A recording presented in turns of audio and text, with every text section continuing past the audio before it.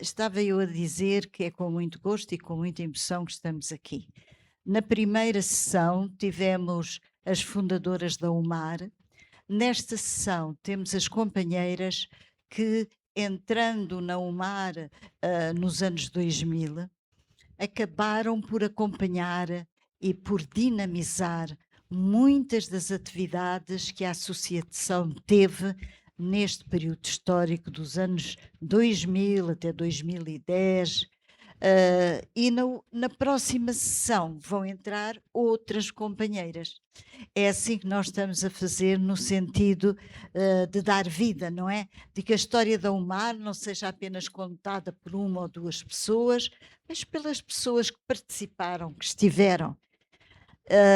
E por isso eu vou pedir para se passar um PowerPoint onde vocês vão ver algumas imagens. Não sei se nas imagens que eu tenho se conseguiu apanhar todas as companheiras. Já percebi que dos Açores e da Madeira não temos quase nada, mas nós vamos completar isto, porque isto é também para vocês dizerem como é que se sentiram, quais foram as atividades que vocês gostaram mais, porque pode haver falta de registros históricos e nós não queremos que essas falhas existam, ou então existam o mínimo possível. Já se pode passar o PowerPoint, e o PowerPoint vai ser visto também pelo pessoal dos Açores, da Madeira, não é verdade?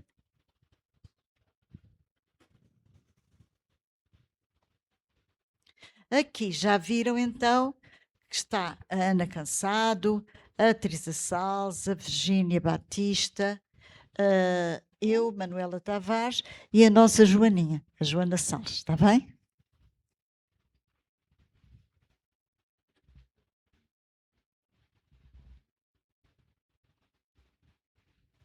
Os nossos técnicos estão ali conferenciando para ver se isto sai tudo direitinho. Vamos lá ver. Eu ainda estive a completar datas, porque tinha muitas fotografias, mas não tinham datas. Por exemplo, a Teresa Salles tem ali muita coisa para mostrar. Mas algumas coisas tu vais falando.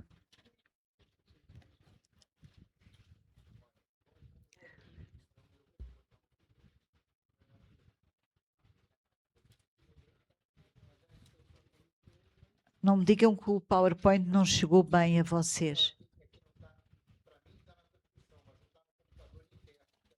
Ah, então têm que enviar para aí, não é?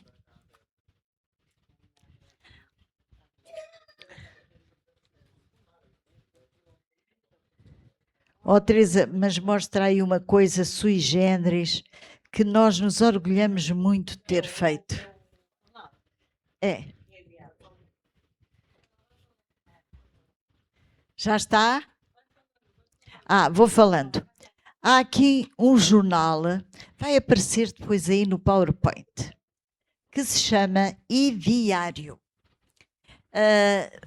Porque na prática nós criámos um jornal na altura que o Papa veio cá. Exatamente, o anterior, não é? O anterior ao Francisco, inclusive, não é? Pronto. Então, olha, lê lá. A ordenação de mulheres na Igreja Católica. Isto era uma coisa extremamente importante, que fossem, ainda continuam a não ser ordenadas as mulheres na Igreja Católica. E tenho aqui um artigo sobre a Teresa e uma Marta que se casaram pela Igreja no Bom Jesus. São tudo invenções, é tudo fake news. São todas fake news. Só que nesta altura ainda não havia o casamento entre pessoas do mesmo sexo e muito menos pela igreja, claro. Tem várias coisas assim deste género. Isto foi muito engraçado e foi ser padres. Sim. Tem tudo a ver com a igreja e, e a hierarquia da igreja. Foi muito engraçado porque isto foram lá à ASAI, foi à sede da UMAR aprender estes jornais. Estes jornalecos foram apreendidos na. Isto já foi, eu não sei a data disto. Isto depois, foi na altura em que o Papa cá veio, o Ratzinger.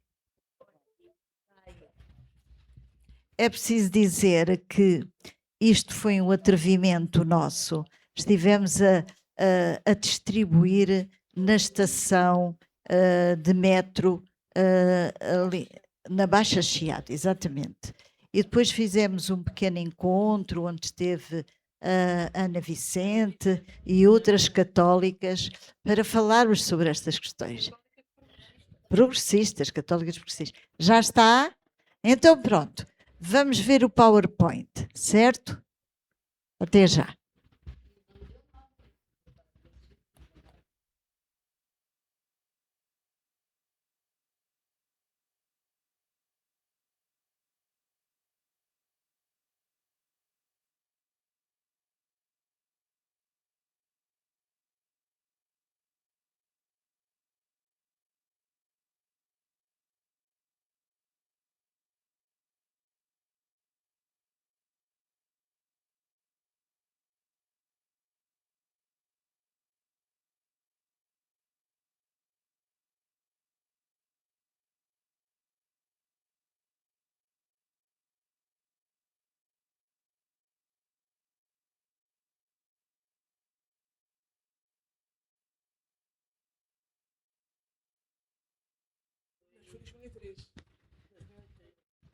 Três. Sim.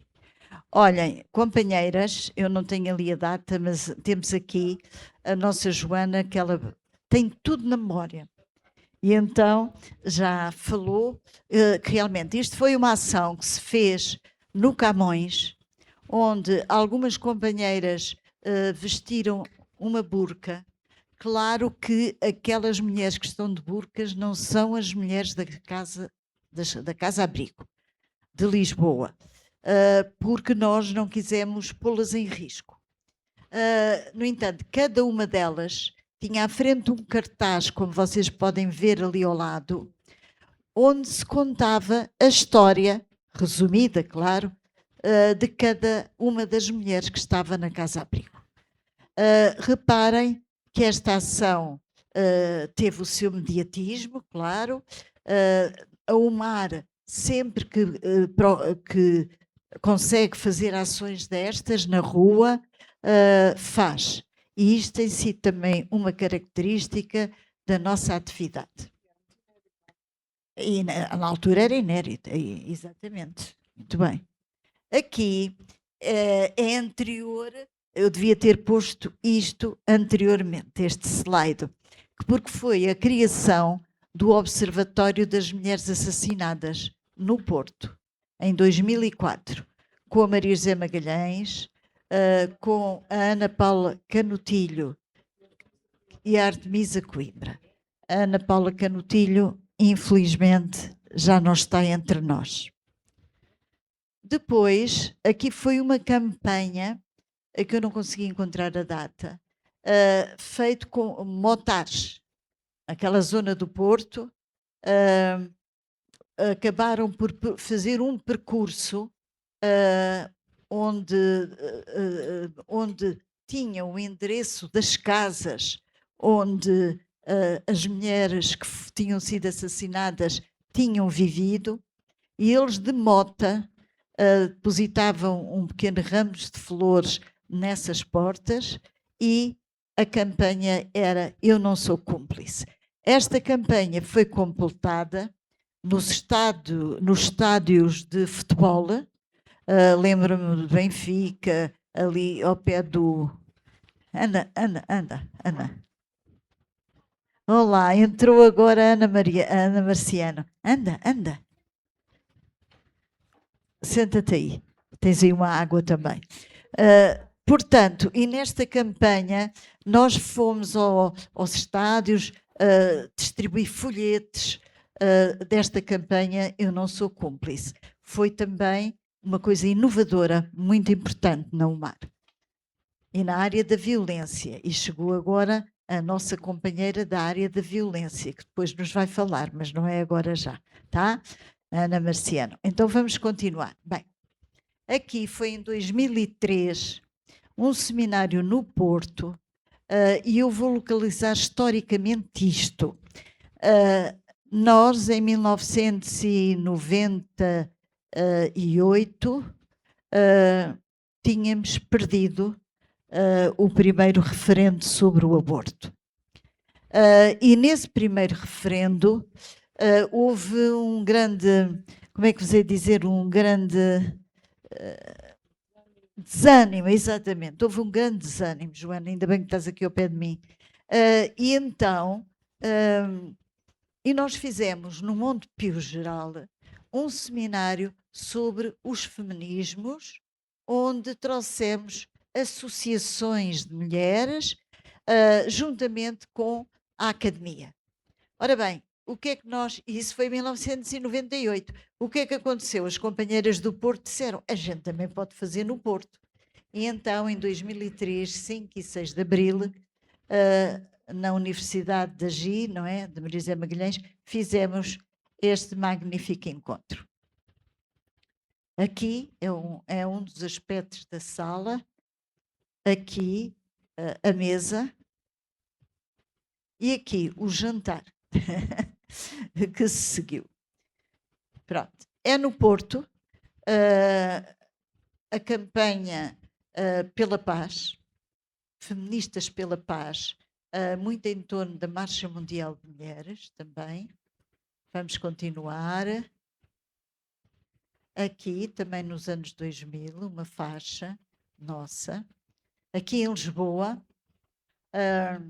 uma faixa que dizia: se o mundo para, não, se as mulheres param, o mundo para. Exatamente. E aqui também da Marcha Mundial de Mulheres. Portanto, podemos continuar. Aqui foi muito interessante porque cada país fazia uma manta que procurava que diversas mulheres participassem. A nossa não foi tão não foi tão participativa em termos das mulheres, mas foi uma artista muito famosa, Ana Salazar, que fez o desenho. Não é aquela faixa, é uma outra. E então nós metemos-nos no barco que liga Portugal à Galiza e fomos entregar a faixa à Galiza. Está ali a Maria José Magalhães a fazer um discurso nessa altura. Aqui em Lisboa também, uma ação da marcha. Aqui também. Aqui entramos na questão da luta pela despenalização do aborto. Nós já entramos há muito tempo, em 1982, 1980 já tínhamos entrado. É só mais uma imagem por causa dos julgamentos, mais nos anos 2000. Aqui foi na Galiza também, não há violência contra as mulheres. Estivemos nesta marcha, da Marcha Mundial de Mulheres. Continuemos. Não vai agora? Olha, agora esqueci-me do nome dela, da Catarina Paiva, que depois foi para a Alemanha. Ela era muito boa agitadora. E ali mais imagens nossas na Galiza. Outra iniciativa, também daquelas que nós de vez em quando fazemos, foi distribuir o kit pela paridade aos deputados e deputadas. Vocês veem ali a Gi a entregar a um deputado do CDS, já não me lembro o nome dele. Depois, ao lado, a fotografia que tiramos em frente à Assembleia da República, está ali a Teresa, está a Alexandra Dourado, a Quina, enfim. O que é que aquele saquinho tinha? aquele saquinho lá dentro tinha molas da roupa, para os deputados não se esquecerem que é preciso pôr a roupa a enxugar, claro. Tinha uma declaração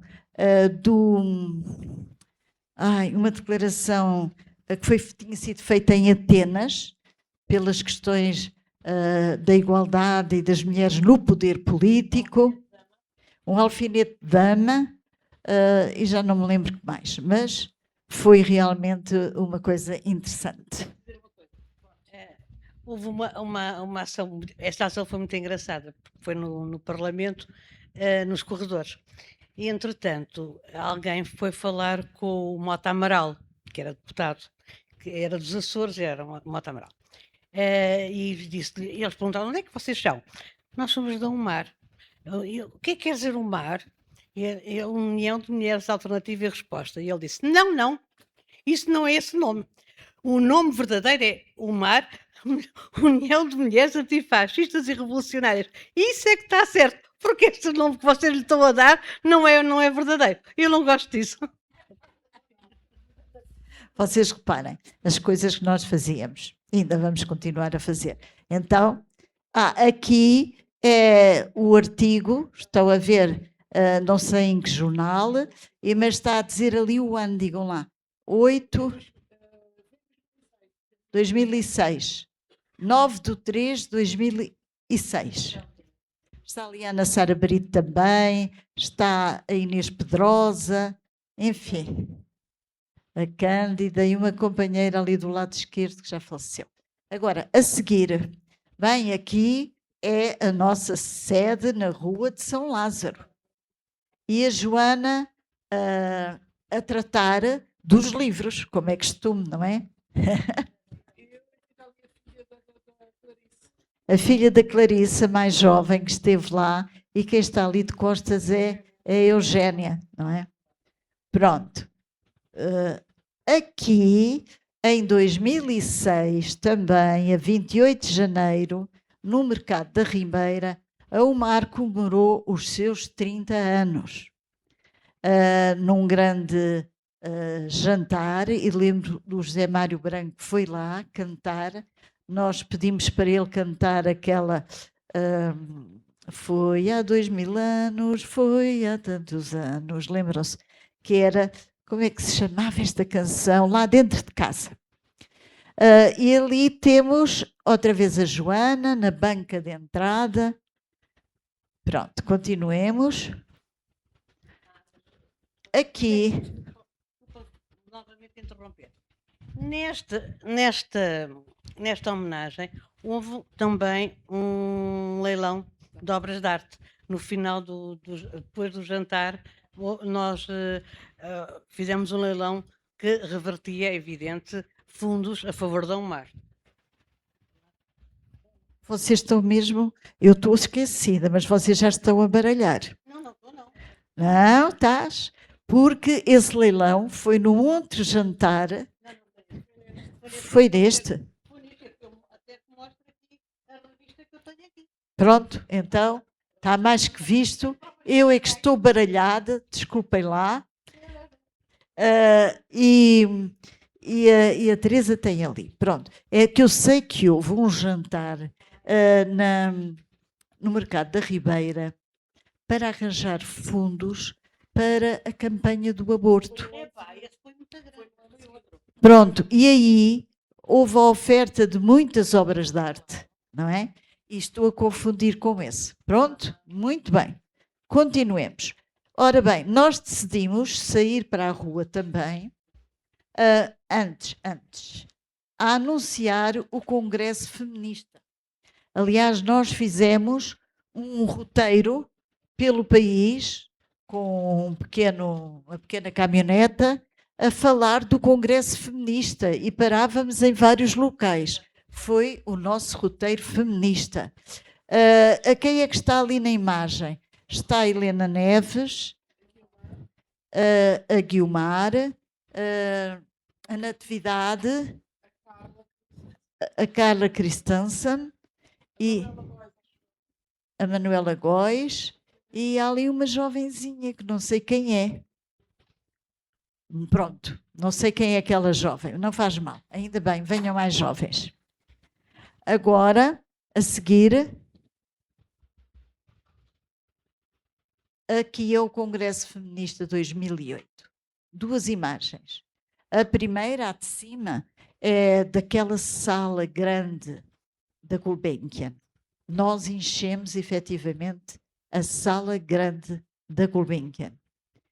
E a outra foi um dos workshops que nós fizemos, que também foi nessa sala grande da Gulbenkian, sobre o futuro dos feminismos e começar a fazer algum debate sobre estas questões. O congresso correu 26, 27 e 28 de junho na Gulbenkian e em Belas Artes. Aqui outra vez. Pronto. Outra vez. Não. Então estou a mais, eu deixei. Outra vez. Hã? Não chegou. A anterior. Aqui foi o lançamento de um projeto BIG, Bibliotecas pela Igualdade de Género, onde arranjámos uma carrinha e andámos por terras do Alentejo. Este foi antes da carrinha. Está bem. Pronto, mas já sabem que este projeto também deu origem, mais tarde, à carrinha a percorrer vários concelhos do Alentejo. Continuem. Bem, aqui é a plantação de carvalhos em homenagem à Angelina Vidal num dos sítios. No outro foi ali em cima, é homenagem à Angelina Vidal e quem lá está é a Maria Augusta Seixas, não é, Teresa? É. Aqui embaixo é homenagem à Carolina Beatriz Ângelo e estivemos várias, entre as quais também a Elsa Paz e o nosso querido historiador, o João Esteves. E agora vamos ver se há mais alguma coisa. Ora bem, no Parque Eduardo VII, a 13 de janeiro de 2010, fazia 35 anos sobre aquela manifestação no Parque Eduardo VII, onde as mulheres tiveram que fugir de alguns indivíduos porque foram fustigadas pelo facto de terem ido para o Parque Eduardo VII mostrar, não é, que as mulheres ainda tinham direitos, apesar de se estar no pós-25 de Abril, direitos que não estavam concretizados.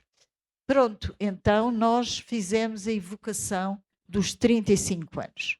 Continuamos? Aqui é de Braga, o lançamento das atas do Congresso Feminista e de um projeto que elas tinham lá, Mulheres, Feminismos e Média. E acho que isto foi em 2009. Continuemos. Aqui também foi importante, no dia 1 de dezembro de 2009, a conferência com a Michelle Bachelet, na Gulbenkian.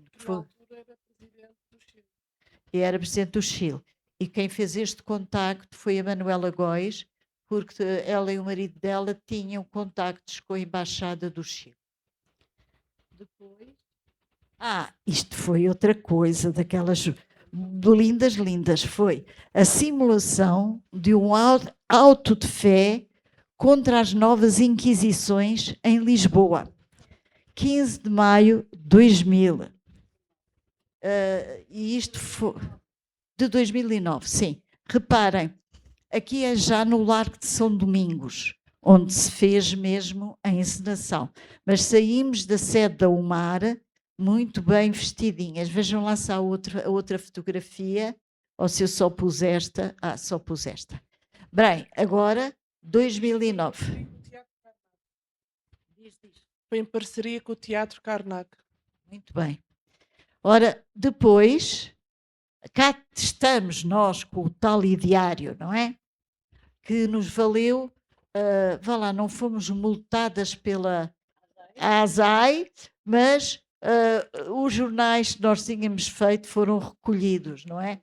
ali estamos nós a distribuir o jornal, havia pessoas que olhavam e julgavam que era verdade. Ah, é verdade. E o Papa já tinha vindo de Lisboa. Não, vinha nesse dia a Lisboa. Era assim. De maneira que foi uma daquelas ações e foi no primeiro, não, eu não vejo bem daqui, 10 de maio de 2010. Acabamos aqui ou não? Não sei quando é que foi o final das Olimpíadas da Igualdade do projeto BIC. 2010, tenho que lá pôr. E isto foi uma iniciativa muito interessante. O lançamento da Agenda Feminista 2010 não foi a primeira. A primeira foi em 2009, mas esta foi a primeira, foi isso que eu estou a dizer. E, portanto, aqui foi, no entanto, aquela que teve maior impacto, porque estava-se a comemorar também o centenário da República, creio eu, e esta agenda foi muito importante. E os roteiros, não tenho ali nenhuma foto dos roteiros. Só acrescentar que foi feita em parceria com as faces de EVA, da Universidade Nova, FCSH Nova, e recebeu um prémio municipal Madalena Barbosa. A seguir, isto foi um marcador de livros. Houve uma de nós, já não sei. Depois a seguir, reparem, o mar para os novos tempos era aquilo que nós na altura dizíamos, estávamos na maré das marés feministas e queríamos também classificar qual era a nossa maré feminista, a responder na próxima sessão, e o desafio era completar este PowerPoint, que não foi completado, certo? Pronto, podemos ligar agora.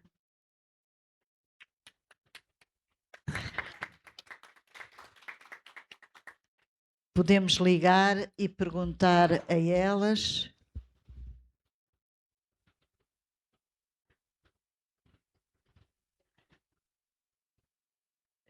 Quem é que está ali em cima? É a Hilda?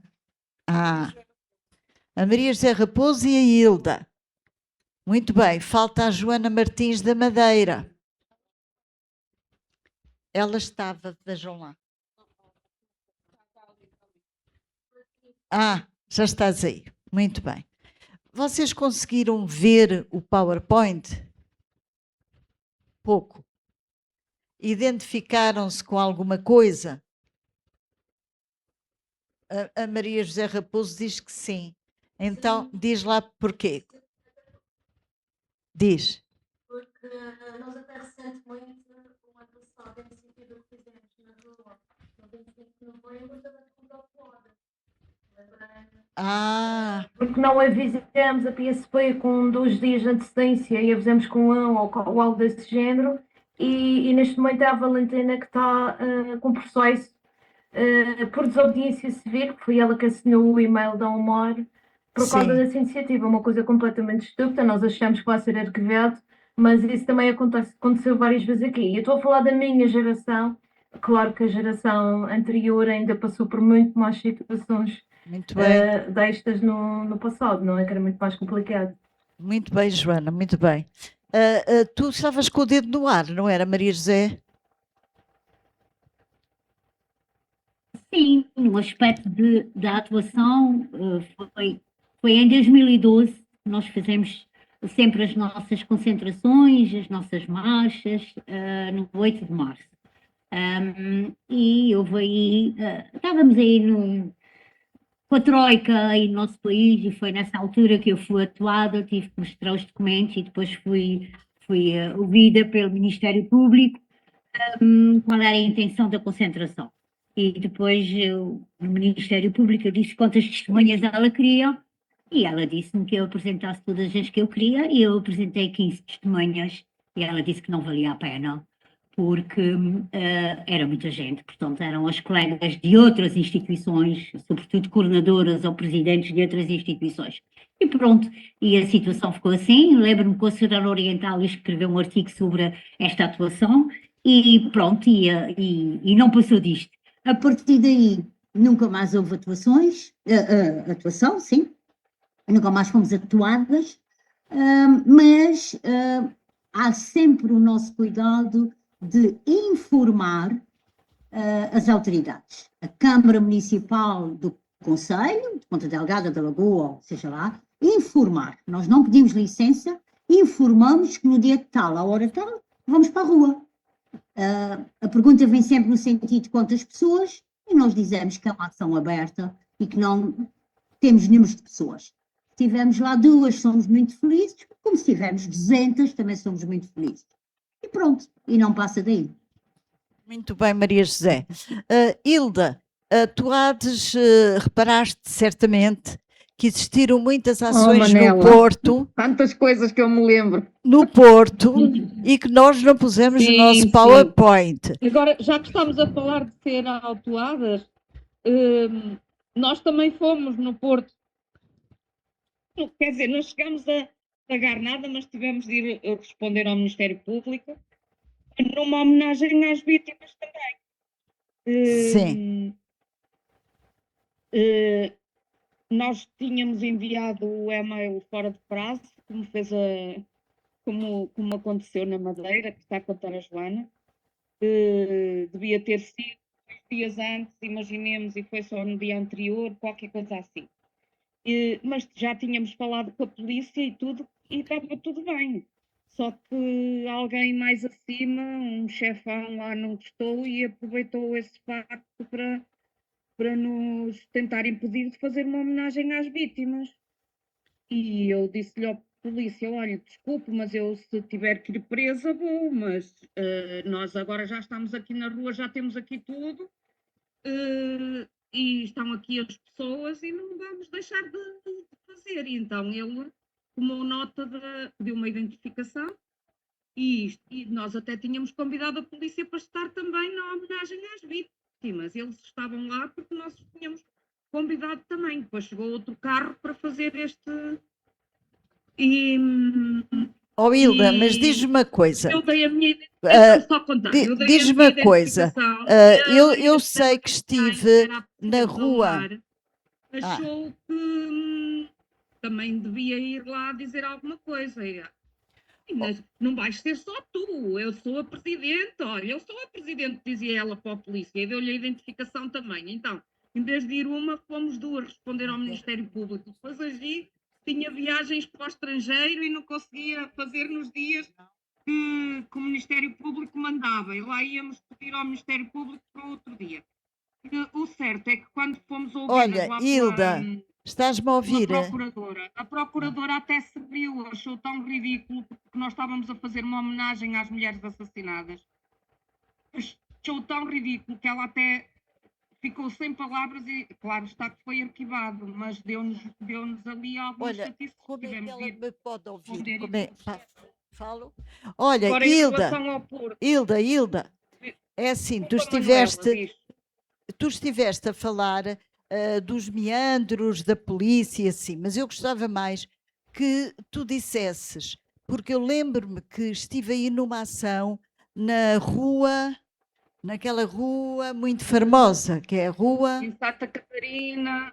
Santa Catarina. A fotografia que mostraste foi na Rua do Paraíso, onde era o nosso centro de atendimento antes de mudar Sim, instalações. Mas fizeram também no largo... Também, fizemos várias homenagens na Rua de Santa Catarina, é dessa que estás a falar.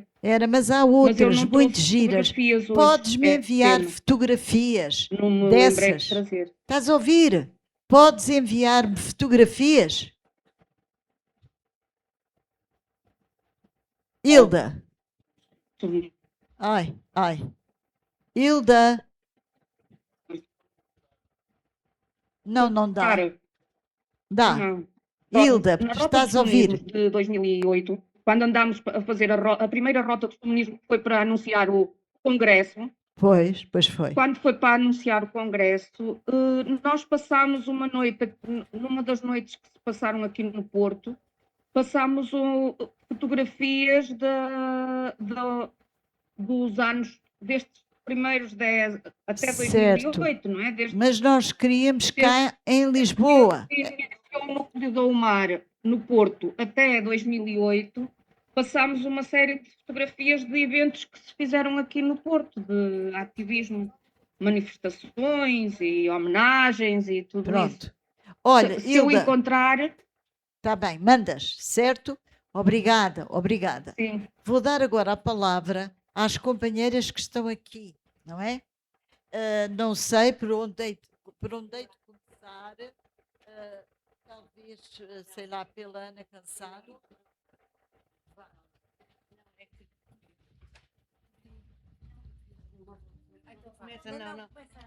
Então vá, vou tentar ser breve também, porque quero ouvir também as outras companheiras.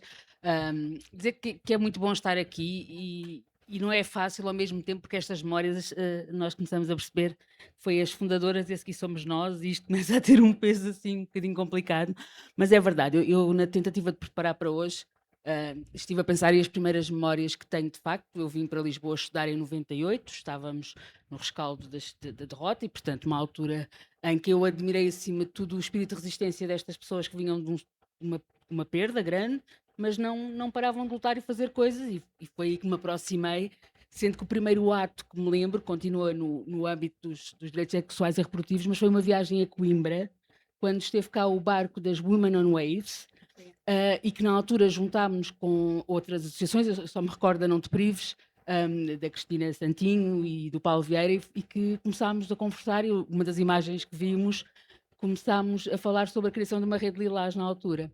Não tinha acento, era Rede Lilás na altura, mas muito esta marca que eu desde o início recordo da UMAR, que é a capacidade de fazer ponte, e portanto todas as nossas causas tornarem-se interseccionais e acabarmos por colaborar uns com os outros, com outras associações que não são necessariamente de mulheres, mas esperemos que feministas sim.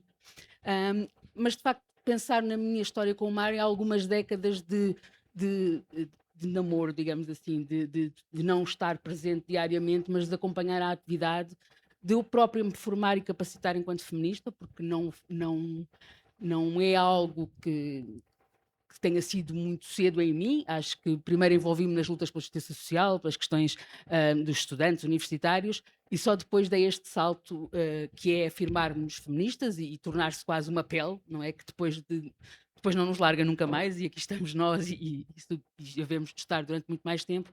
Mas sim, quando penso muito no mar, penso nestas intervenções muito ligadas aos direitos sexuais e reprodutivos. Tem sido uma luta constante nossa. Mais tarde recordo-me quando foi a luta pelas questões da estação de substituição e pelos direitos, sempre muito ligados a esta ideia de autonomia corporal, que nunca ganhámos por ela, ou seja, ainda é uma batalha a fazermos um dia, não é? Reconhecermos que as mulheres tenham o direito de decidir plenamente sobre si, infelizmente ainda não conseguimos, mas também perceber que houve momentos diferentes, não é? Eu tive o privilégio também de poder trabalhar na UMAR durante alguns anos, foi outra aprendizagem. Acho que muito do que eu fiz depois profissionalmente, gestão de projetos, aprendi também nesta casa, não ainda no tempo das bibliotecas, mas depois a seguir, e alguns projetos que não vou esquecer, liderado pela Cristina Pires sobre o envelhecimento, um projeto muito grande sobre o assédio sexual, e a campanha que tentámos fazer.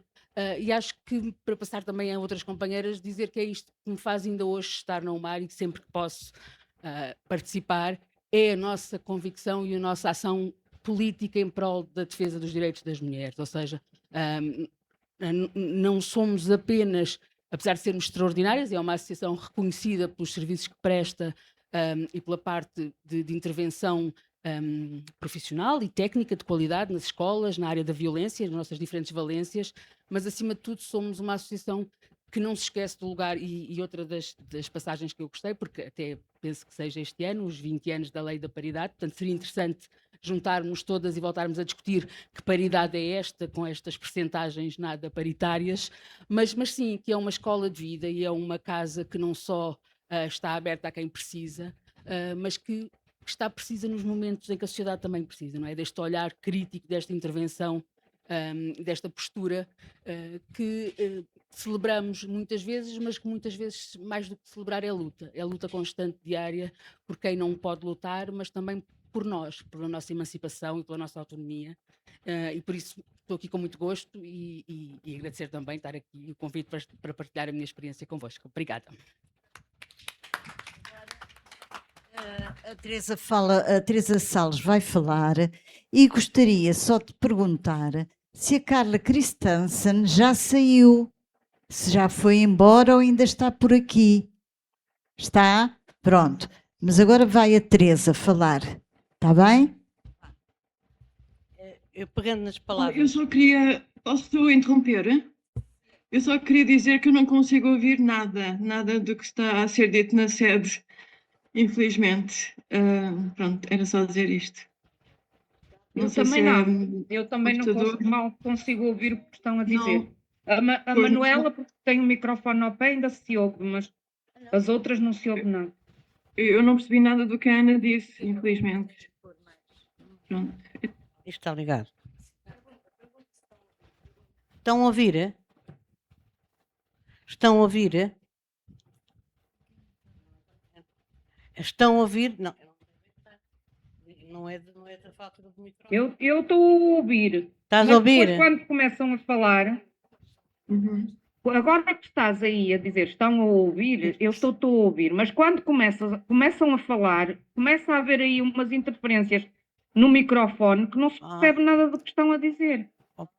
Eu acho é que o microfone não está ligado ao computador. Ou seja, nós ouvimos a voz muito ao longe na sala. Então, começa. Então, olha, boa tarde a todas e a todos. É com Não se muito consegue orgulho. ouvir. Não conseguem ouvir? Pá, assim não dá.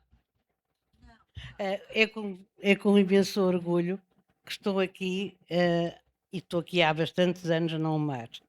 É assim, eu faço de metade da intervenção da Ana Cansado, eu faço dela as minhas palavras, porque considero a UMAR uma escola, no fundo uma escola. É aqui que nós aprendemos a ser feministas, a trabalhar o feminismo. Isto é, eu sou feminista desde muito cedo. Através de quê? Através da leitura. Eu descobri o corpo através dos livros da Teresa Horta, antes do 25 de Abril, os livros proibidos. Descobri o corpo, o desejo e toda uma parafernália de instrumentos feministas que me disseram muito.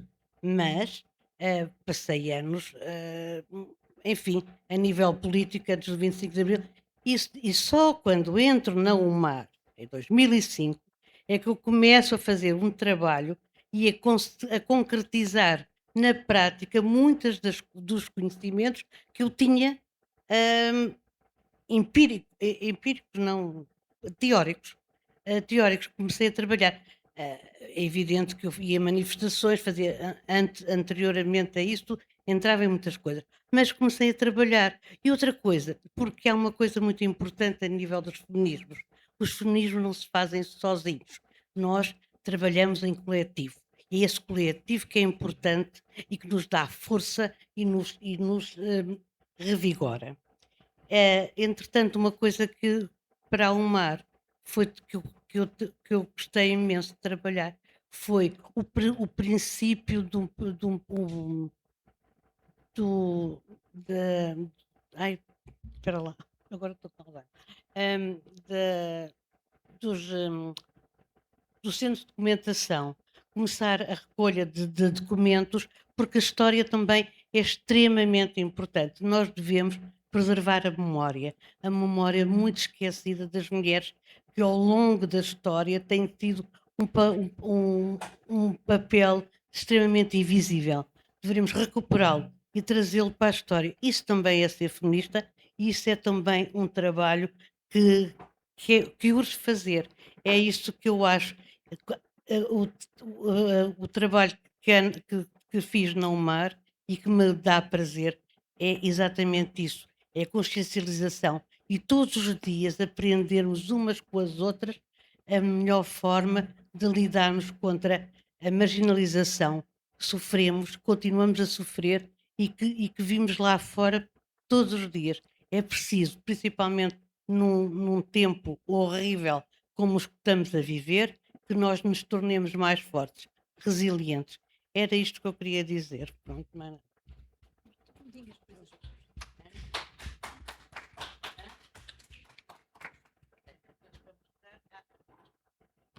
Não sei, mas isto não se vê. Não, eu tenho aqui umas fotografias sobre a luta pela despenalização do aborto. Isto foi em Londres, em 2004, em que foi extremamente, esta marcha foi extremamente aplaudida no Fórum Social Europeu. Foi a mais aplaudida, que era toda a gente a bater palmas. We fight for a legal abortion in Portugal. Não é? E tu estavas lá também. Pronto. Ora bem, nós vamos só tentar ver, para começarmos a não deixar as nossas companheiras que estão ali para trás. Eu gostava que a Joana Martins dissesse que nesta tua estadia na UMAR, já prolongada, o que é que tu gostaste mais de fazer? O que é que tu gostas mais de fazer? Pois, eu costumo dizer que já estou no UMAR desde o século passado. Entrei em 99, acho eu tinha 19 anos. Eu tenho aprendido muito no UMAR, comecei muito verdinha, fui participando em projetos até que nós estivemos aqui com fundos comunitários de formação, adultos. Primeiro trabalhei como administrativa nesses projetos, depois designer, depois transcrever entrevistas de histórias de vida, memórias e feminismos, e fui andando até que comecei como técnica superior de educação, antes do Artemis no projeto Promovendo a Igualdade, também financiado pela SIC. Depois, pouco a pouco, nós temos companheiras e temos um secretariado do núcleo com companheiras mais velhas e mais novas, de várias gerações, e pouco a pouco, eu no início não queria assumir responsabilidades eu queria trabalhar nos bastidores, eu dizia que gostava de trabalhar muito nos bastidores, não querer ir para os holofotes, e fugia muito dessa responsabilidade, e também era muito mais tímida, muito mais insegura, tinha muito mais dificuldade em falar em público, e pouco a pouco as companheiras mais velhas também foram passando um bocadinho a pasta, as responsabilidades para as mais novas. E aqui foi quando começamos a sair da zona de conforto e começamos a enfrentar os medos, e aí foi aí que começamos a crescer e a conseguir realmente intervir, e desinibir-nos e também aprender novas coisas, não é? Porque entretanto fizemos muitas formações na área da igualdade de género, capacitações, etc. Porque o trabalho e o ativismo e o voluntariado exigem sempre, pelo menos do meu ponto de vista, que estejamos sempre a atualizar conhecimentos, ou seja, saber o que é que estamos a fazer, para onde vamos e como é que está o mundo à nossa volta. E para mim isso é o que me estimula mais, porque tem sido um percurso que eu já estou ficando velha, já tem umas décadas, mas tem servido muito para crescimento, seja pessoal, seja profissional. E quando eu digo profissional, não é questão de ganhar valores ou uma grande carreira, nada disso. Vocês sabemos como é que são os projetos no UMAR, não é? É complicado os financiamentos e tudo mais, mas a nível de crescimento mesmo, de conseguir fazer outras coisas, de conseguir falar em público, conseguir liderar uma equipa, coordenar, e tem sido bastante estimulante, desafiante, cansativo, mas isso é o que eu tenho realmente gostado mais de fazer, que é mesmo aprender, crescer e desenvolver capacidades. E claro, tudo isto sempre intervindo quando necessário na sociedade e especificamente aqui na Madeira. Que acho que a UMAR tem tido sempre ao longo desde a sua fundação, tem tido sempre um espaço, o seu espaço, tem ocupado o seu espaço aqui na Madeira, de diferentes formas, obviamente que ao longo do tempo também a UMAR foi-se transformando, tal como no continente, na Madeira foi igual.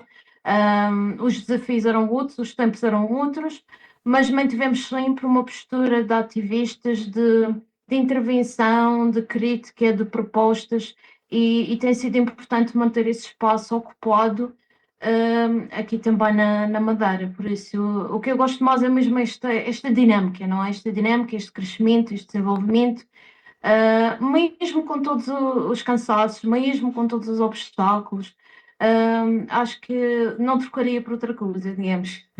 Por isso tem sido um prazer e tenho aprendido muito. Acho que é importante dizer isto, porque às vezes pode não ficar bem claro, mas a verdade é que eu tenho aprendido muito com tudo o que veio, todas as pessoas que vieram antes de nós, das mais novas. Eu também, de certa forma, sou a mais velha das mais novas aqui na Madeira, e também vou passando aquilo que eu aprendi para elas, e assim sucessivamente, a ver se conseguimos ir continuando a intervir e continuando a captar mulheres jovens para também se juntarem a nós nesta luta que está cada vez mais complexa. Não diria complicada, eu sei que já passamos por situações piores, já houve menos direitos, mas acho que está a se tornar muito complexa e perigosa. Mas pronto, eu estou a falar das circunstâncias dos direitos das mulheres e da igualdade de género. Pronto, acho que é mais ou menos isto que eu sinto e é um orgulho fazer parte da UMAR. Muito obrigada, Joana. Agora, nós podemos passar aqui à Virgínia, que está ao meu lado, e depois voltamos, talvez, ou para o Algarve, com a Carla, ou para os Açores, com a Maria José. E depois temos aqui duas pessoas fundamentais que têm que falar hoje, que é a Ana Marciano e a nossa Joana. Estão a ouvir? Estão? Boa tarde a todas e a todos. É um enorme gosto estar aqui na sede da UMAR. Bom, eu não me quero repetir, porque muita coisa importante já foi dita anteriormente. Eu também tenho um passado político, social, de ativismo desde o 25 de Abril, tinha 15 anos na altura, marcou profundamente ligações com grupos de mulheres, em que se debatia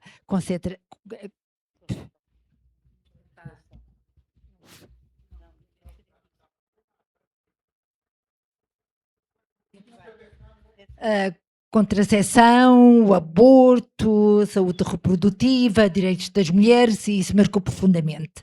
Bom, relativamente à minha entrada na UMAR, penso que terá sido por volta de 2008, para mim foi uma enorme escola, foi uma aprendizagem, uma sororidade fundamental que marcou profundamente o meu percurso. Eu sou professora desde os 20 anos, reformei-me recentemente e lembro-me que comecei a fazer grandes críticas aos programas de História e de História, Cultura e das Artes. Porquê? Porque as mulheres estavam invisíveis em ambos os programas. Chamei a atenção aos meus alunos, fizeram trabalhos de pesquisa, apresentaram trabalhos e tive a colaboração da Joana Salles, que foi lá um dia falar precisamente sobre a UMAR, a Antónia Arroio, objetivos da UMAR, programa, etc., e da querida Teresa Salles, que foi falar também sobre as mulheres nas artes, o nosso tema que adoramos, as mulheres esquecidas da Bauhaus, e lembro-me que até festejamos o evento sobre o planeamento familiar, os 50 anos do planeamento familiar na Antónia Arroio, na presença do diretor, também dos dirigentes da APF, da Manuela, da Teresa, da Joana, envolvemos alunos, envolvemos as famílias e acho que têm sido marcos muito importantes. Portanto, a minha grande ligação, com todo orgulho ao mar, tem passado também pelo trabalho com os meus alunos, com as minhas alunas, sempre uma grande consciencialização de que as mulheres têm que ficar visíveis. Tenho falado muito com colegas, com autores de manuais, porque efetivamente estão completamente desatualizados. E, portanto, eu acho que o importante já foi dito, não me quero repetir, dar a palavra às outras companheiras, e é um orgulho e quero manter-me na UMAR neste trabalho tão grande e tão importante que fazemos com as novas gerações, que para mim é extremamente importante, só queria referir uma questão. No Camões, nós formámos um grupo feminista do Camões, onde estiveram também presentes elementos da UMAR na formação e da SIG também, que mantêm o site, reuniões periódicas e estão presentes em várias atividades. Eu acho que isto é extremamente importante. Obrigada a todas, porque sem vós não conseguia este trabalho. Obrigada, Virgínia. Trouxeste aqui as questões das escolas e do ensino, algo a que a UMAR tem estado sempre ligada e como tu bem referiste. E eu agora gostava de passar para Coimbra. Carolina, estás a ouvir, querida? Estás? Então, Olá, já é a minha vez. já é a tua vez, sim. Olá. Espera aí que eu Olha, acabei de entrar olha, e eu não estou a conseguir ouvir. gostava muito que falasses da Marcha Mundial de Mulheres, da caravana feminista que foi feita pela Europa, da marcha. Acho que é muito importante dar esses contributos aqui para todas nós. Ok, então olhem, companheiras, assim muito rapidamente, eu queria ter preparado uma apresentação com fotografias, mas não consegui mesmo. E eu confesso que me baralhei com a data, porque eu tinha na agenda 16 de julho. E só hoje, depois de ver o e-mail, é que me apercebi, enfim. Portanto, eu vou tentar pronto, elencar aqui alguns exemplos. Sem fotografias não será tão interessante, mas pronto. Se calhar vou começar, então, por falar porque é que eu entrei na Marcha Mundial das Mulheres.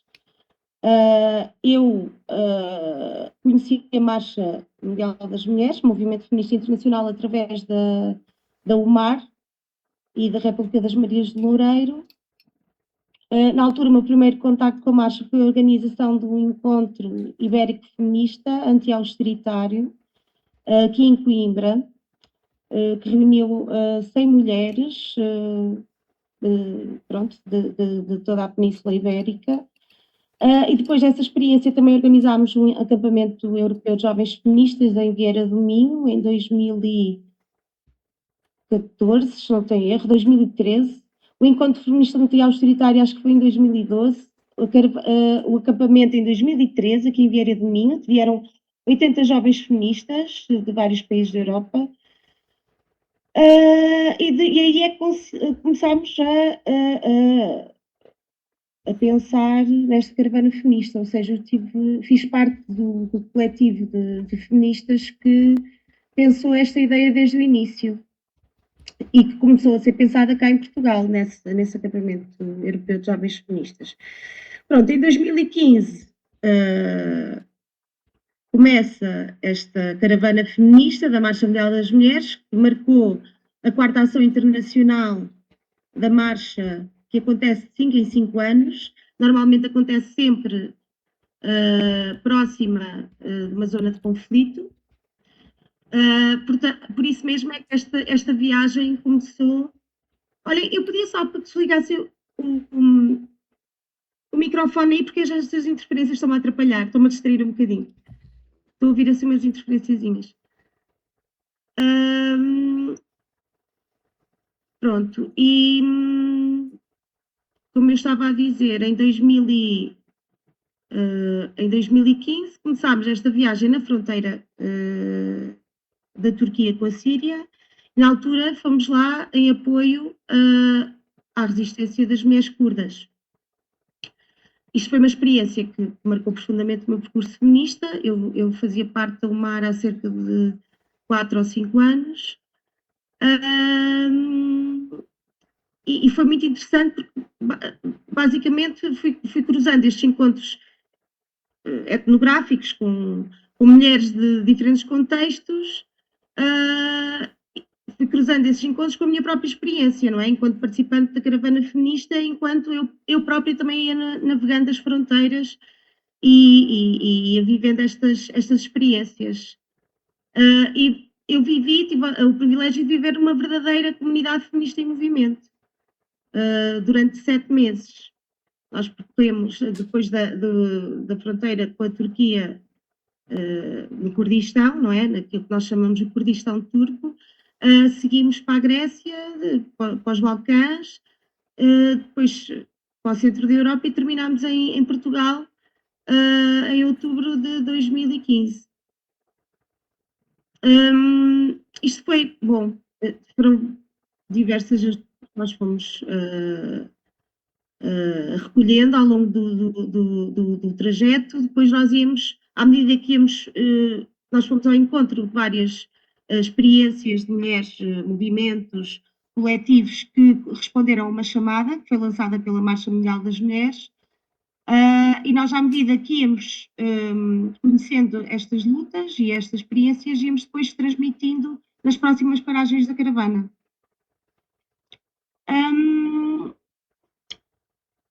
Como eu estava a dizer, a caravana começou em Nusaybin, na fronteira entre a Turquia e a Síria, e não sei se todas se lembram, na altura vivíamos neste ano, 2015, um momento particularmente This meeting is being recorded. um momento particularmente intenso da resistência curda, porque poucos meses antes Kobane tinha sido libertada do controle do ISIS. Então, quando nós estivemos lá, conhecemos muitas mulheres ligadas ao processo revolucionário de Rojava, participavam, pronto, nos partidos, nas estruturas políticas, nas cooperativas, nos conselhos locais e nas organizações de autodefesa.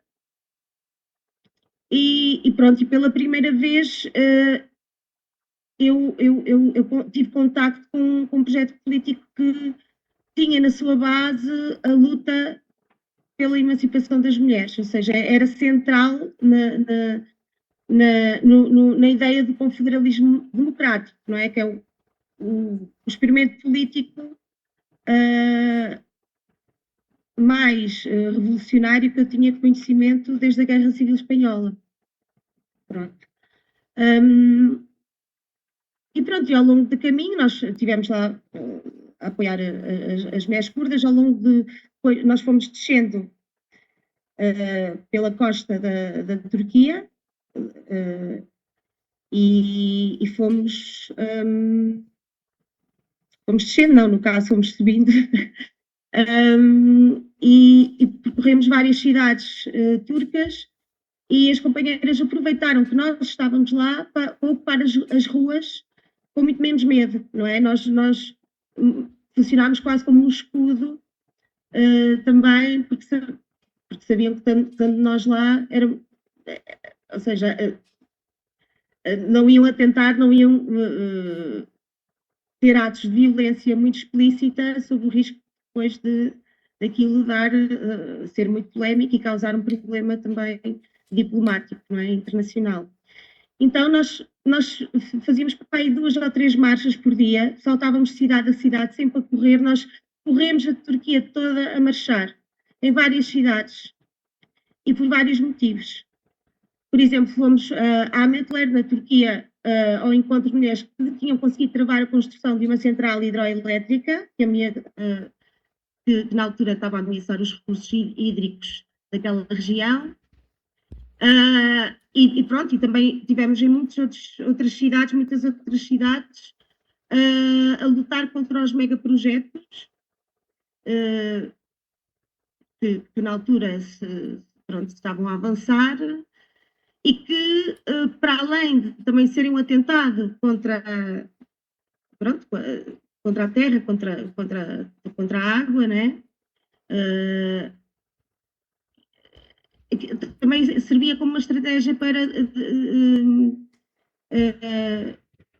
afastar as pessoas curdas umas das outras, não é? Ou seja, também foi uma estratégia utilizada, os megaprojetos e a ocupação dos espaços públicos com projetos privados também foi uma estratégia do governo turco na altura para desenraizar as pessoas, para impedir que elas ocupassem o espaço público e se organizassem. Carolina, desculpa só, não te quero interromper, mas... Sim, desculpa, eu vou-me desconcentrando porque estou ouvindo muitos barulhos e está a ser... Desculpa, sim, querida. Então é assim, só para tentares concluir dessa experiência coletiva, não é? Como é que vocês se organizavam, como é que... mais esses aspectos de coletivo. Tu falaste das questões geopolíticas, claro, daquela região, e como é que as coisas agora estão, sabemos lá nós bem, não é?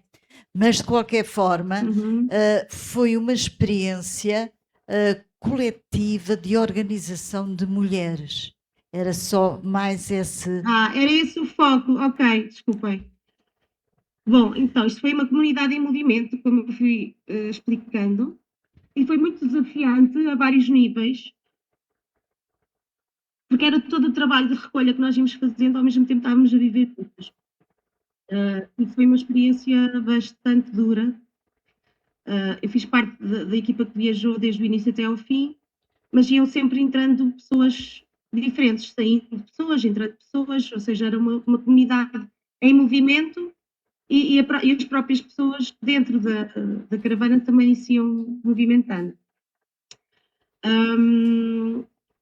E pronto, e fazíamos muito trabalho de tradução, muito trabalho de comunicação, tínhamos uma exposição itinerante que ia crescendo ao longo do percurso. Olha, E só às uma vezes era também muito questão, difícil só uma transmitir questão. as coisas que temos, porque era muito intenso, era tudo sempre a correr. Nós sentíamos que andávamos a correr de experiência em experiência. Claro. E eram coisas muito diversas também, era muita coisa para absorver. Depois também tivemos nos Balcãs, estivemos no Kosovo com mulheres que fundaram cooperativas para reconstruir a economia local, não é? Uma aldeia, os homens quase todos tinham sido massacrados. O papel delas. Mas, por exemplo, e elas organizaram-se. Nessas comunidades, viste situações ou detectaste situações de violência de género? Sim, bastantes. Por exemplo, em Belgrado, nós organizámos a primeira marcha lésbica dos Balcãs e pronto, e a comunidade LGBT ali sofreu imensas ameaças. Nós até mais tarde soubemos, uma das companheiras que tinha marchado connosco e que tinha estado na organização foi espancada num bar com a sua companheira. Enfim, ali nos Balcãs aquilo... Bom, os nacionalismos e todo o militarismo, não é? E todo aquele ambiente pós-guerra é bastante misógino e violento a vários níveis.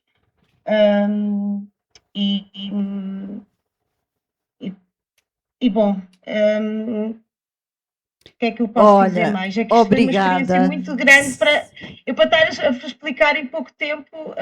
Isto parecia quase uma conferência, uma apresentação que um dia tenho que fazer.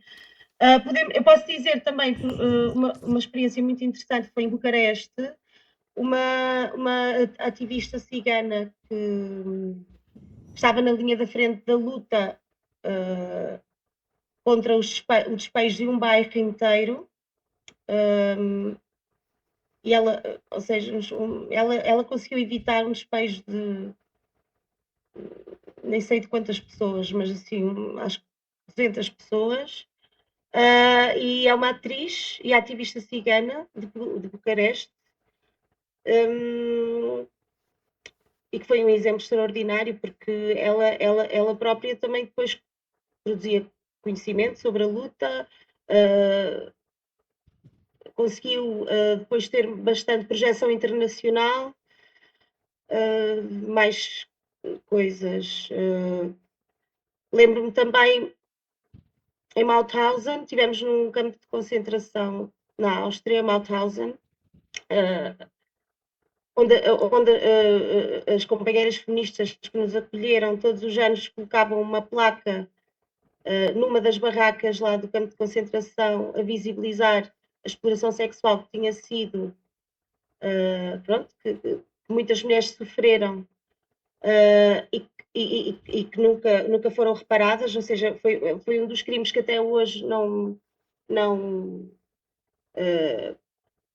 teve nenhuma reparação, ao contrário de outros que foram cometidos. Depois também,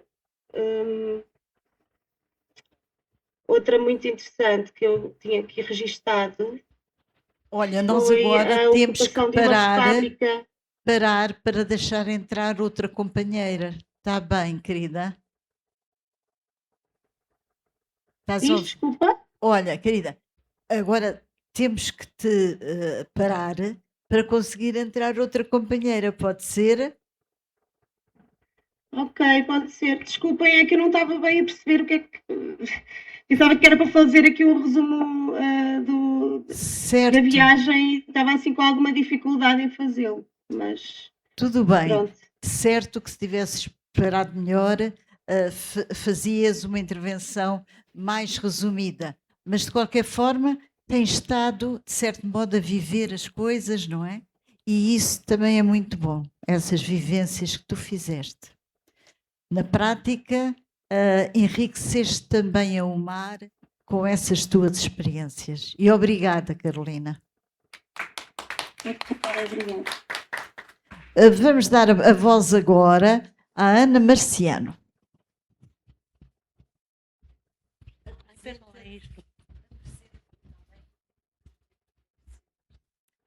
Muito boa tarde a todas.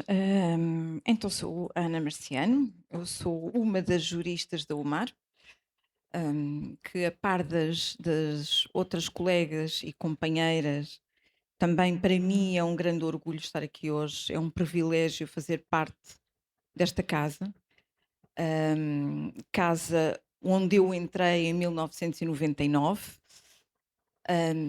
Imaginem uma pirralha licenciada em Direito em 1997 e que em 99 tinha praticamente acabado de concluir o estágio de advocacia e que achava que sabia tudo, que já tinha passado por múltiplas experiências, que tinha defendido muitas pessoas e que tinha muita sabedoria técnica. Quando há um dia à noite que há uma colega de faculdade que me contacta e que me diz: "Oh Ana, olha, eu recebi um convite para ir a uma organização que faz ali um trabalho no Monte da Caparica, em Almada, e eu, como não gosto nada disto, da advocacia, pensei que tu podias ir, mas tu és capaz?" Claro que eu disse logo: "Claro que sou!" E assim foi. Houve um belo dia que me apresentei no Monte da Caparica, em Almada, nas instalações da estrutura de atendimento, e fiquei na UMAR até hoje. Foi assim. Pronto. Como me é difícil resumir aqui os 10 anos que se seguiram, tive que fazer uma cábula, que era para não estar aqui a deambular e a sairmos daqui às 10 da noite. Pronto. Mas então, fazendo aqui, desde logo, um breve enquadramento, eu entro, portanto, para o Centro de Atendimento do Monte da Caparica, numa altura em que a UMAR tinha um projeto de luta contra a pobreza e que executava, portanto, esse projeto, muito concretamente junto da população ali no Monte da Caparica. Organizava-se na altura grupos de convívio na comunidade, de modo a que nós, UMAR, pudéssemos estar também enraizadas no bairro e dessa forma perceber as dificuldades existentes. Para o efeito, o que é que nós fazíamos? Fazíamos feiras, angariações, e isto era uma forma realmente de nós conhecermos a população, percebermos as dificuldades dessa população, designadamente quanto à escolaridade, quanto à formação de ofícios para as mulheres, designadamente mulheres da comunidade cigana, que muito por ali havia e que tinham muito baixa escolaridade e formação. Percepcionámos, portanto, na altura, muitas situações de extrema pobreza, aliada também à falta de emprego, um número de situações de violência contra as mulheres bastante grandioso e que até à data não era de todo falado em Almada. Eu própria, como disse, que tinha acabado de fazer o estágio também ali na zona de Almada, nada disto me constava, portanto passava-me tudo ao lado. Achava eu que sabia muito. Pronto, então, mas tomámos assim conhecimento, foi assim que tomámos conhecimento da realidade das mulheres e das crianças no Monte da Caparica. Saliento, não havia apoios nenhuns para a realidade das mulheres vítimas de violência doméstica nesta altura. O que era a violência em 1999? Ora bem, muita da violência doméstica, se não quase toda, era caracterizada do ponto de vista dos tribunais para toda a população, era caracterizada como ofensas corporais. Nós tínhamos muitas mulheres que tinham apresentado queixa contra os seus respectivos maridos ou companheiros e que esta queixa era de ofensas à integridade física. Não havia cá o crime de violência doméstica. Isto é bom de dizer. Só que não havia uma queixa apresentada contra o marido por ofensas corporais. Haviam 8 ou 9. Porquê?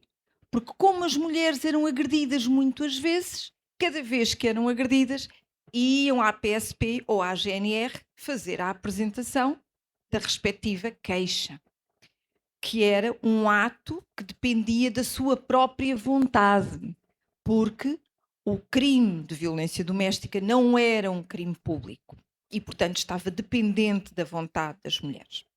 Como é que era o desfecho destes processos? Estes processos tinham o seu desfecho muitas vezes com a desistência, porque as mulheres percebiam que, do ponto de vista processual penal, não lhes era dada resposta por parte dos tribunais e que, em termos de comunidade, também os apoios eram muito poucos. E, portanto, as mulheres acabavam muitas vezes por desistir. Quando não desistiam e conseguiam levar a sua vontade de condenação por parte, no âmbito do processo de crime, as condenações que nós conseguíamos alcançar eram as penas de multa. Ou seja, os ditos agressores pagavam uma multa ao tribunal, não era às mulheres que sofriam violência, pagavam uma multa ao tribunal e era assim, ficava assim. A consequência ou uma mais-valia que pudesse haver para as vítimas de violência era algo que elas não sentiam na prática, porque nós não conseguíamos chegar lá. E não conseguíamos porque não se aplicavam medidas de coação de afastamento, ou seja, medidas provisórias que pudessem ser aplicadas na pendência dos processos de crime, não eram aplicadas pelos tribunais. No limite, aquilo que nós tínhamos, e era algo que na altura eu achava absolutamente chocante, hoje em dia dá-me vontade de rir, pela ironia do que representa, a única medida de coação que era aplicada eram as apresentações periódicas no posto policial da área de residência dos agressores. Então, o que é que isto implicava? Quem tinha que fazer apresentações diárias ia normalmente às 10 para a meia-noite, porque fazia a apresentação desse dia, que era às 10 para a meia-noite, e fazia a apresentação do dia seguinte, que era à meia-noite e 10.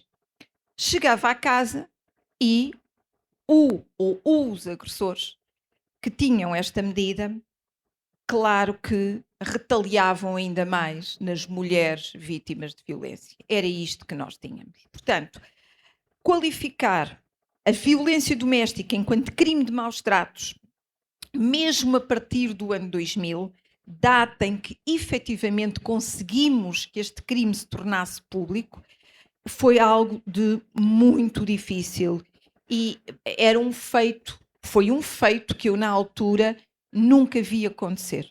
Portanto, havia processo em tribunal, mas nunca conseguíamos obter a qualificação jurídica do crime de maus tratos. Mas não era por isso que era menos importante, porque aquilo que nós conseguimos, que foi esta visibilidade do crime, o conseguir com que qualquer cidadão e cidadã pudesse denunciar a prática do crime de maus tratos ao ter conhecimento do mesmo, relativamente a uma mulher, isto foi algo que deu uma luta muito grandiosa às organizações e muito em particular ao UMAR. Foi uma luta muito grande junto das e dos parlamentares na altura e que nós efetivamente conseguimos. E este ganho é nosso. Com muito orgulho eu digo isto, este ganho é nosso. Depois, eu tenho também que dizer que o UMAR, nesta altura, reivindicava espaços de segurança para as mulheres vítimas de violência. Porquê? Porque os tribunais, como eu já disse, refugiavam-se em requisitos muito formais, de extrema categorização, impossíveis de determinar para as vítimas aqui o que era preciso fazer, o que era preciso aplicar em prol da sua segurança. Ou seja, como não havia as tais medidas contentoras dos agressores na pendência do processo de crime, então nós reivindicávamos na altura por espaços de segurança para as mulheres que necessitavam, de facto, de locais seguros onde se pudessem abrigar e salvaguardar-se em relação aos agressores. O que também foi, efetivamente, uma luta muito grande. Na altura, nós não, como eu disse, não conseguíamos esta categorização do crime de maus tratos pela rigidificação que havia dos requisitos formais que eram exigidos pelos tribunais, mas mais tarde tivemos a oportunidade de demonstrar, com a contabilização das denúncias de violência doméstica apresentadas, tivemos a grande oportunidade de demonstrar que nós estávamos certas, que efetivamente o número de violência praticada contra as mulheres, e em concreto no que diz respeito à violência doméstica, era um crime bastante grandioso. A par da violência doméstica, e não posso deixar de falar nisto, constatámos também que a população em Almada padecia também, e era alvo, em concreto as mulheres, eram alvo de outros crimes de género. A saber, os casamentos forçados, mutilação genital feminina, perseguição, o assédio, crimes de honra. Crimes estes que ainda hoje a sociedade não quer ver e que quer antes passar a mensagem de que isto são as feministas a falar, é algo que elas falam, mas que praticamente não existe hoje em dia, muito menos cá no nosso país. Nós vivemos uma outra realidade, é o que se diz por aí, mas não é, porque efetivamente é uma realidade ainda existente. E existente à data, e ainda eu reporto-me sempre a esta década, a esta primeira década, e por isso aqui vim falar, tudo num contexto de pobreza muito grande, em que assistíamos a uma comunidade que se dizia livre, mas que eu também faço questão de salientar aqui, não era uma comunidade igualitária. Conquistámos a liberdade com o 25 de Abril, mas não conquistámos a igualdade. Essa poderia existir, mas não para as mulheres. Para as mulheres não existia igualdade. E isto foi uma grande luta que nós abraçamos. Tornar visível aos olhos da sociedade que os crimes de género ocorriam por inexistência de uma igualdade numa sociedade que dizia ter conquistado a liberdade, mas que para as mulheres não. Portanto, ao invés, nós tínhamos uma sociedade que permanecia aquieta, tolerante e altamente legitimadora em relação a crimes praticados contra as mulheres, que se traduziam numa autêntica violação dos direitos humanos das mulheres. Quanto às políticas públicas, efetivamente temos vindo a assistir há mais de 20 anos à implementação de políticas públicas, mas isto foi uma dura realidade no que diz respeito à conquista dos direitos das mulheres. Portanto, perante a realidade que nesta altura, no ano 2000, nós constatávamos, deparámos-nos com o término do projeto que nós tínhamos no Monte da Caparica e que pouco dinheiro tinha para fazer o trabalho que era feito na comunidade, Ainda hoje me lembro e me emociono quando penso nisto, que quando apoiávamos mulheres vítimas de violência e que não tínhamos dinheiro suficiente para, por exemplo, as irmos levar a um abrigo, a uma organização, a um espaço contentor, por exemplo, e estou-me a lembrar de Albufeira, ir levar uma mulher à Santa Casa da Misericórdia, então nós fazíamos as chamadas vaquinhas entre nós, em que cada uma dava um pouco de dinheiro, e era este o espírito, que era cada uma dava um pouco de si para conseguir que aquela mulher se libertasse da liberdade e que fosse para um espaço seguro. Era assim. Mas com o fim do projeto veio uma realidade que eu também tenho que falar aqui hoje, que foi o nada, que foi o esperar por apoio. E enquanto esperámos, também é importante dizer que durante cerca de 8, 9 meses, a UMAR pediu empréstimos para nós podermos, nós, companheiras, podermos lá continuar a trabalhar. E depois dos empréstimos, quando já não havia dinheiro, todas as que lá estavam continuaram, sem receber, mas em prol da causa, em prol de algo melhor que se acreditava para as mulheres. E assim ficámos até chegar o acordo de cooperação com a Segurança Social que se mantém até hoje. E foi isto que permitiu criar uma estrutura de atendimento como não há outra na Europa. Atrevo-me a dizer isto, uma equipa formada por companheiras com uma formação multidisciplinar e que permitiu atender e acompanhar na prática as mulheres vítimas de violência doméstica em todas as suas vertentes.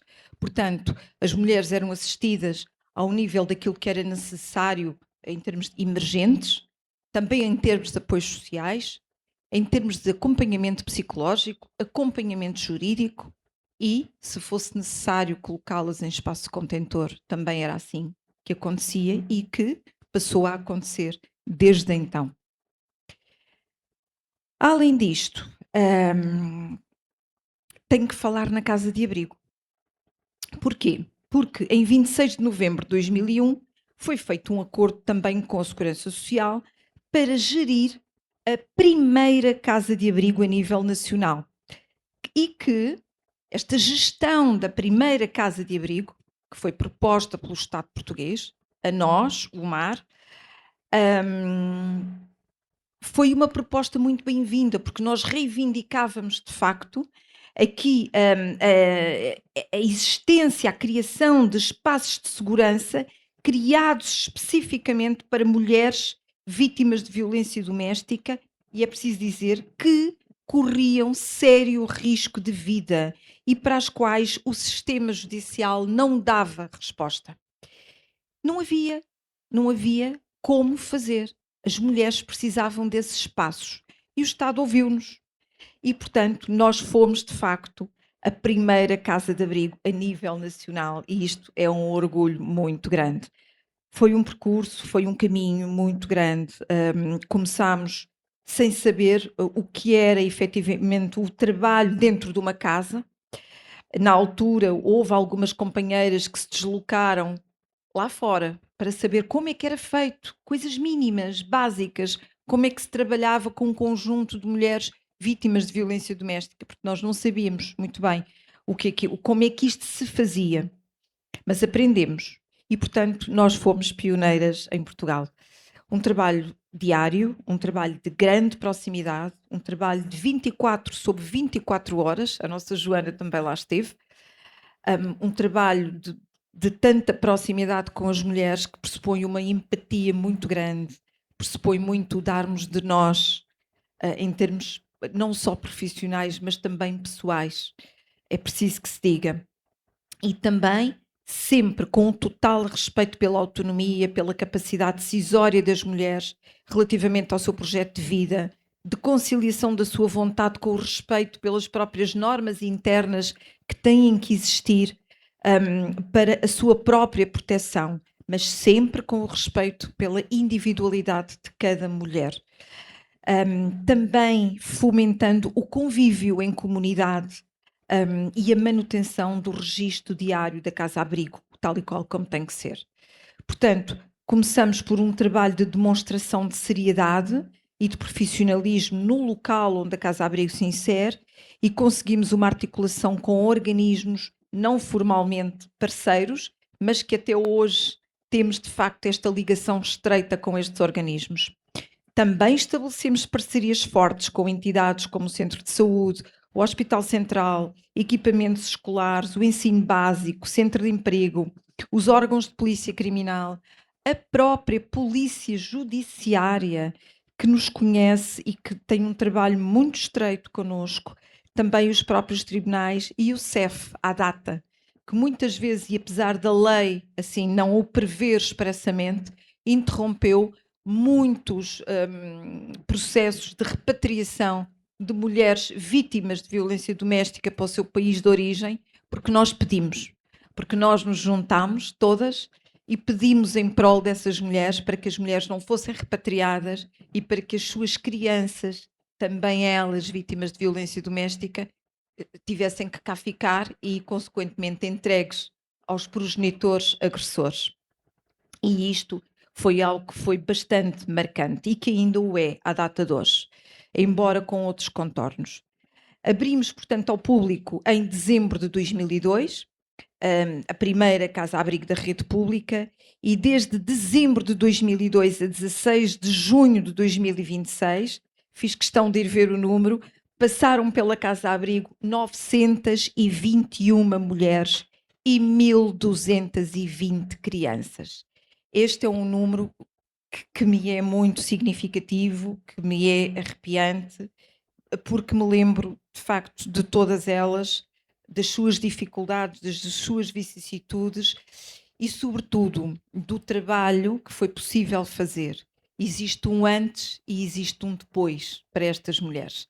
E é isto que tanto me alicia neste trabalho, que é o poder provocar a mudança na vida da pessoa, a autonomia, um novo projeto de vida livre da segurança, livre da violência, que tão importante assim o é. Obrigada.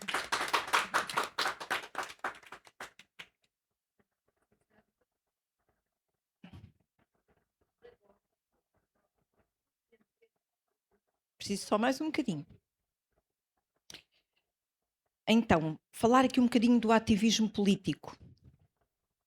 A conquista do crime de violência doméstica como crime público, como já disse, no ano 2000, e a redação que depois lhe veio a ser dada em 2007, sob o epígrafe de violência doméstica, foi de facto uma conquista muito grande para nós, que foi, no fundo, o respeito que nós conseguimos alcançar pelos direitos humanos das mulheres.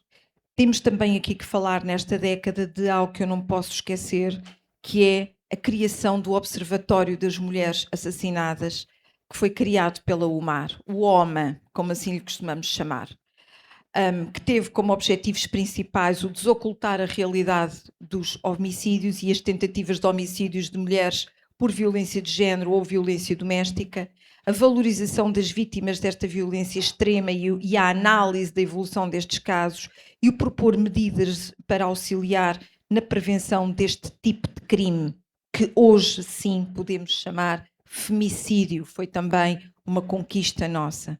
Portanto, o Observatório baseia a sua investigação na articulação de metodologias quantitativas e qualitativas, focando-se maioritariamente nos dados publicados na imprensa nacional e nos relatórios de femicídio em Portugal, mas que é um trabalho até hoje grandioso por parte da UMAR e que é absolutamente fundamental. Também como ganho político, não posso aqui deixar de frisar a interrupção voluntária da gravidez em abril de 2007, uma das maiores conquistas que nós tivemos, que pressupôs um árduo trabalho de décadas anteriores, que foi, de facto, magnânime. Também a previsão legal do assédio no trabalho em 2003, é importante evidenciar isto, e o seu reforço mais recentemente, em 2017, que foi também um trabalho bastante árduo que a UMAR abraçou, por entender que ninguém ligava nenhuma para as questões do assédio. E ainda hoje há muito pouca gente que lhe dá o devido valor, mas nós demos. E, portanto, isto foi um ganho, efetivamente, muito grande. Portanto, os anos de luta contra a violência culminaram, não podemos deixar de dizer isto, na nossa adoção da Convenção de Istambul e consequentes audições legislativas que daí passámos também a ter pela importância que nos deram, pela luta política e ativista que nós assumimos e que teve, de facto, como consequências a previsão legal do crime de perseguição, a previsão jurídico-penal das crianças enquanto vítimas de violência doméstica e o respectivo enquadramento com a jurisdição de menores e também a audição legislativa que nós tivemos sobre, muito importante, sobre a violência no namoro. Tudo dito, e agora sim vou-me calar, estando na UMAR há mais de 26 anos, aqui formei a minha pessoa, aprendi as várias dimensões do que é ser mulher, esta que é a realidade. Adquiri uma consciência sobre o que representa ser mulher e da necessidade de continuar a conquistar o nosso lugar na sociedade. Portanto, apesar de termos feito todas estas conquistas e de esta ser a minha casa, também a minha casa, esta luta tem de continuar pelos anos que forem necessários. Muito obrigada.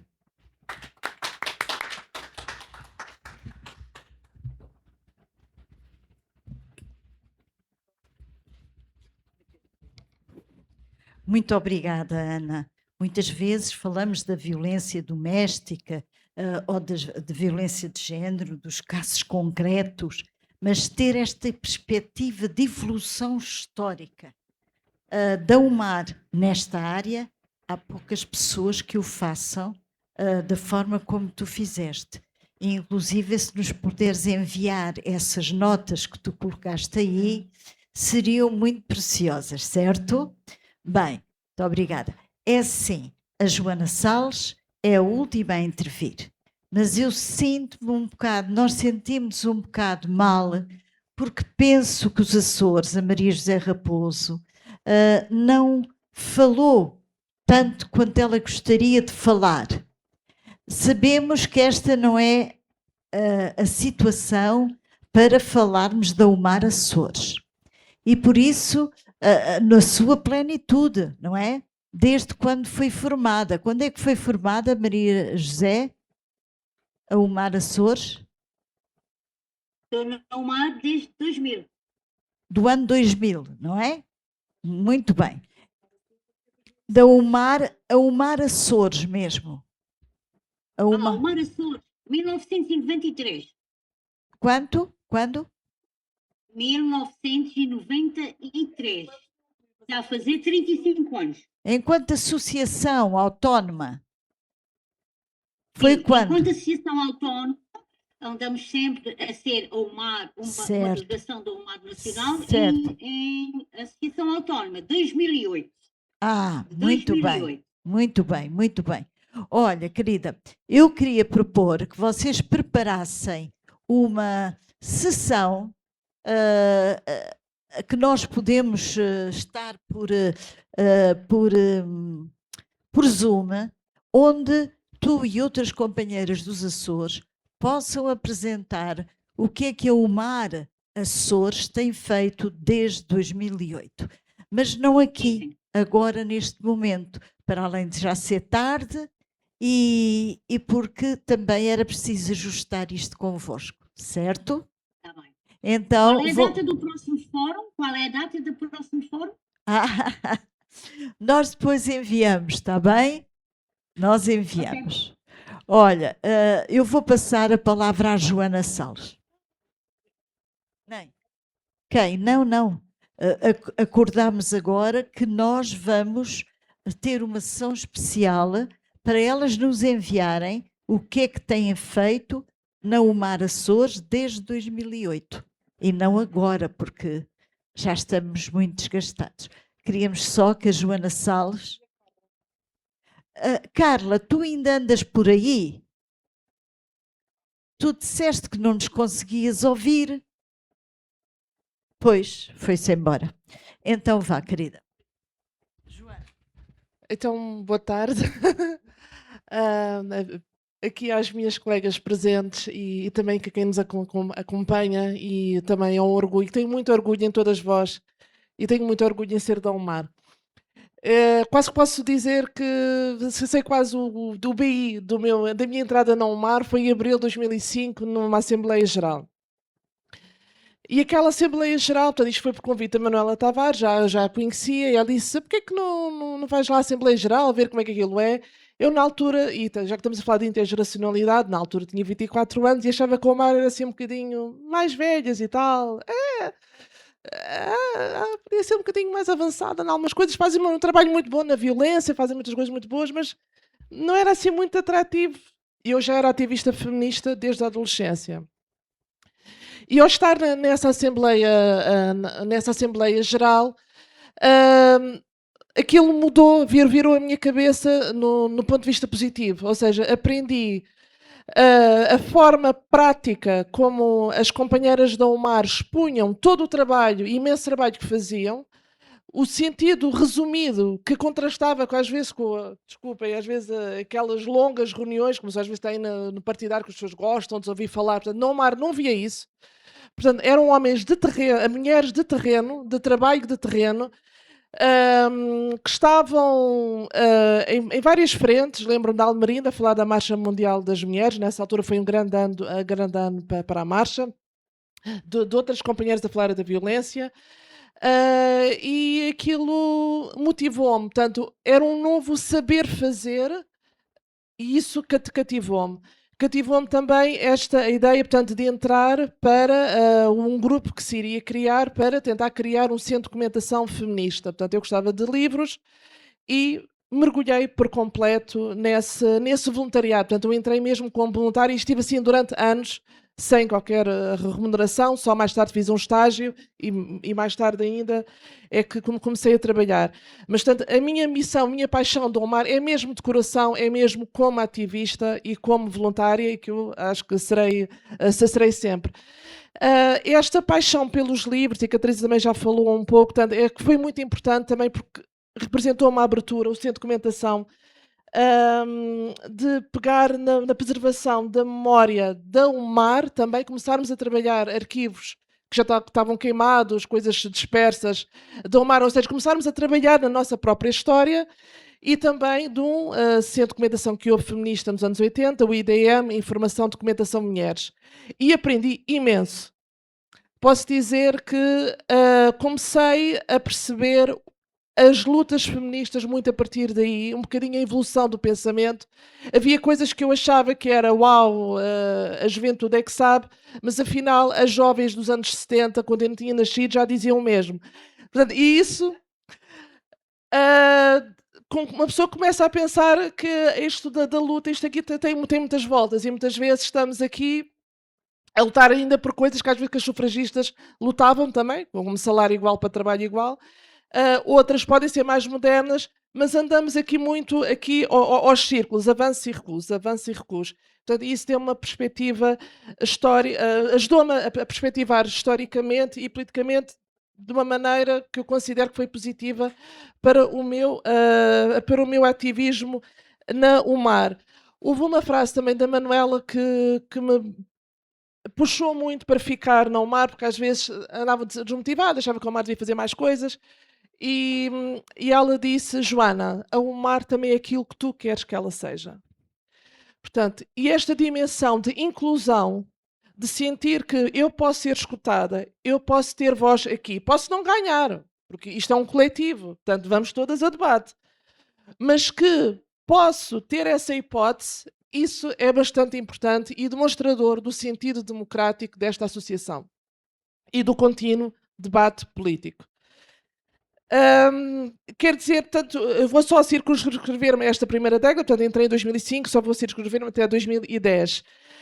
Estes 5 anos da primeira década de 2000, acho que foram fundamentais para a consolidação teórica, técnica, em muitas áreas, nomeadamente na área da violência, como a Ana Marciano brilhantemente falou, como também na abertura para novas áreas, como foi o Centro de Documentação, Outra grande etapa que foi o Congresso Feminista de 2008, que foi, há aqui um antes e o depois, ou seja, a UMAR conseguiu marcar a agenda política, até académica. Naquele dia, em junho de 2008, os jornais todos abriram, tinham notícias sobre o Congresso Feminista, que nós conseguimos fazer com, obviamente, a parceria e muitos aliados e aliadas durante 2 dias na Gulbenkian e na Faculdade de Belas Artes.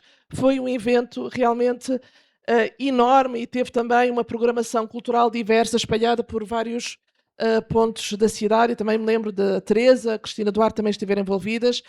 Queria lembrar também da Salomé Coelho, também companheira que esteve muito envolvida no Congresso Feminista. Manuela Góes, e dizer que o feminismo é isto e de aprender muito na UMAR. Uma das grandes lições é aprender a nomear sempre, dizer o nome, tentar dizer o nome das companheiras. Há sempre alguma que, obviamente, vai ficar, e não é por mal, nunca nos lembramos do nome de todas em simultâneo.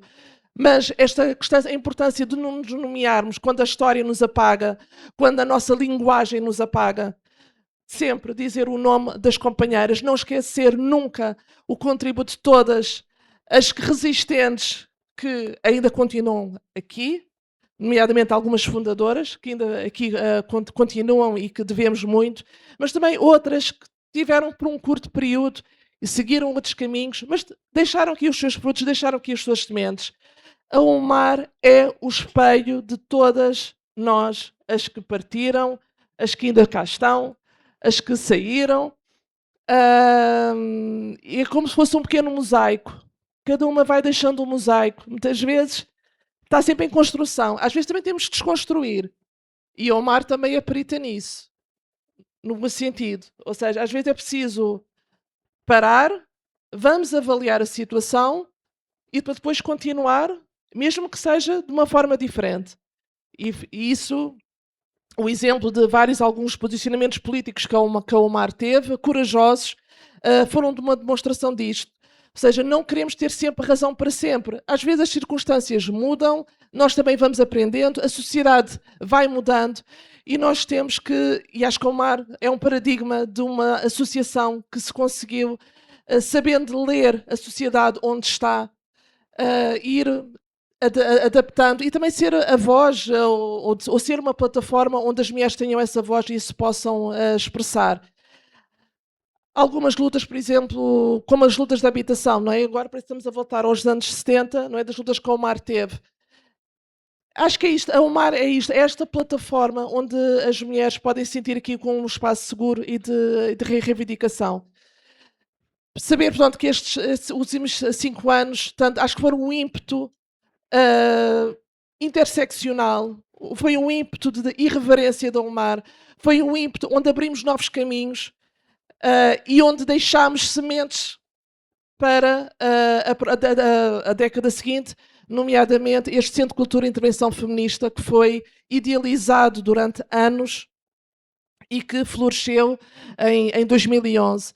Outras lutas também, a mutilação genital feminina, começada também com companheiras como a Catarina Moreira, começaram nesta primeira década de 2000 e que continuam. Hoje temos ali a nossa querida Janica, que continua a luta, ou seja, mesmo que uma saia, a outra companheira agarra e continua. Acho que este tem sido o grande segredo da UMAR, continuar as lutas que são necessárias, às vezes remar contra a maré se for necessário, e pronto, e continuarmos sempre com tenacidade, com estratégia e com sororidade.